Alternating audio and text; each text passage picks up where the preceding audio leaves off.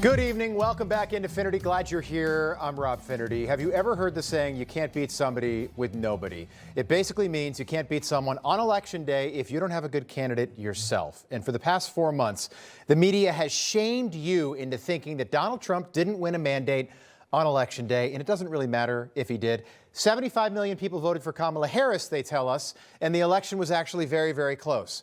Oh, really? That's not what I remember happening. And apparently other people feel the same way. According to a CNN poll, when asked who the leader of the Democratic Party is, coming in first place was literally no one. 30% of Democratic voters think that no one is the leader of their party.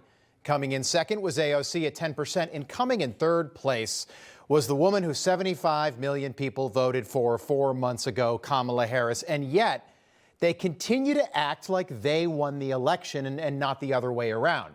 And now the party that is anti-common sense is up in arms over Donald Trump deporting violent criminals who also happen to be here illegally.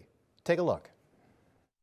We already have tools that are available to remove undocumented violent people from our country. It is the fact that we can't trust this administration to actually use a scalpel, but instead they love to use a butcher knife on things. And so giving them this wide latitude to just kind of go across and just claim that anybody is anything is wrong. And so we do have courts, we do have processes, we do have laws, and we should just go ahead and use those.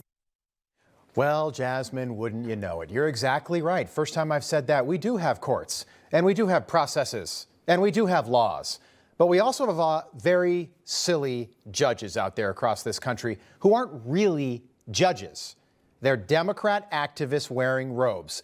Do you think it's a coincidence that this district court judge, James Bosberg, appointed by Barack Obama, then became a chief judge of the D.C. District Court under Joe Biden, do you think it's a coincidence that his daughter, Catherine, works at a place called Partners for Justice? It's a great name. There's little Catherine. It's a pro-illegal immigration organization funded almost entirely by USAID. I certainly don't think that's a coincidence. I think the Biden team made it a point to elevate judges that they knew would carry out their bidding. And that's exactly what's going on here. A district court judge no one's ever heard of who hates Donald Trump just did something no district court judge has ever done before, ever in U.S. history. Certainly, I would think without question, the most unlawful order that any district court judge has issued in our lifetimes without even a close second. A district court judge has no authority to direct the national security operations of the executive branch. When you are dealing with questions of invasion and questions of alien enemy infiltration, as well as the expulsion of terrorist illegal aliens from the country. That's the president operating at the absolute apex of his constitutional authority. It's also worth noting that the media reaction to Donald Trump using a law from 1798 is just foolish.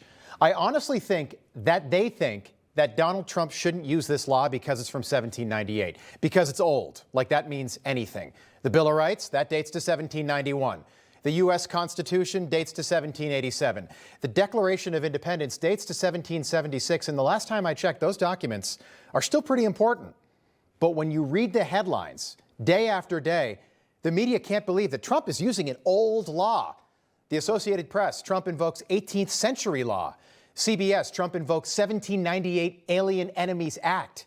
NBC, what to know about a 1798 law that Donald Trump is now using? It doesn't make a whole lot of sense when someone's arrested. Has someone ever asked what year the law that they're being charged with dates to?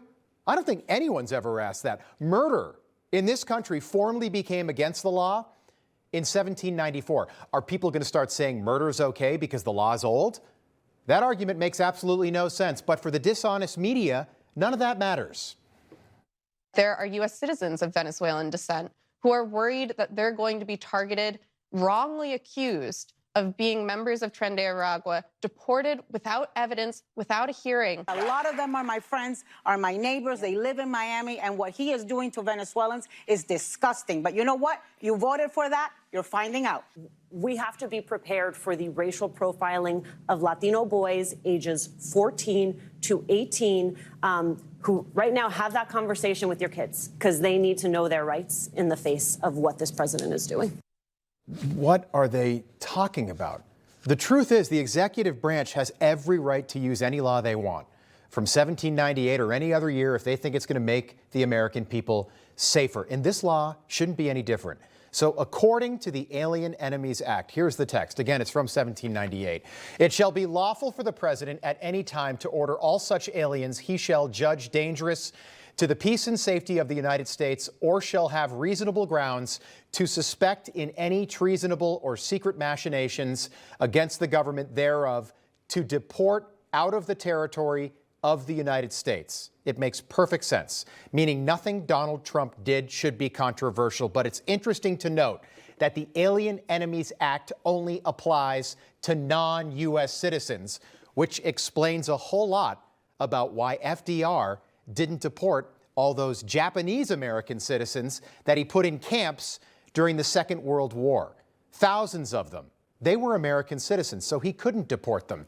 And no district court judge stepped in back then in the 1940s and tried to stop FDR. We looked into it. Not a single case. But it's different, of course, if you're Donald Trump. And on St. Patrick's Day, my big holiday yesterday, the CBS Evening News, who's now anchored by two men, by the way, thought it was appropriate to compare violent Venezuelan gang members living here illegally to legal Irish immigrants a century ago. On this St. Patrick's Day, as millions of Americans celebrate their Irish heritage, recent events remind us that the Irish were among the first immigrants to be targeted in deportation crackdowns. In the mid-1800s, New York and Massachusetts enforced policies to have Irish immigrants rounded up and deported. The American Civil Liberties Union didn't exist then, but if it had, it may have taken the legal position it is taking now, suing the Trump administration to stop what it considers to be the illegal deportation over the weekend of more than 200 migrants to El Salvador. Wow, guys, what a peppy broadcast that is. Can't believe people aren't watching. Norah O'Donnell is no longer there, and yet somehow that show's gotten worse. But according to those two anchors, Donald Trump just deported, quote, over 200 migrants to El Salvador. They use the word migrants. People that are just living here in the United States, fleeing oppression, these poor migrants from some far-off land. They're here just looking for a better life. Let's talk about the facts. The facts tell a much different story. CBS never mentioned that all of these men were here illegally. Many were criminals, and at least 238 were members of either Tren de Aragua or MS-13. And many were wanted for murder, rape, armed robbery, or transporting drugs, or all of the above. But CBS News doesn't want you to know that part of the story, because that would mean that those two gentlemen have to tell the truth, and they can't do that. Not when it's Donald Trump we're talking about. Either way, none of these people need to be our problem anymore. They're here illegally. They can go back to their countries.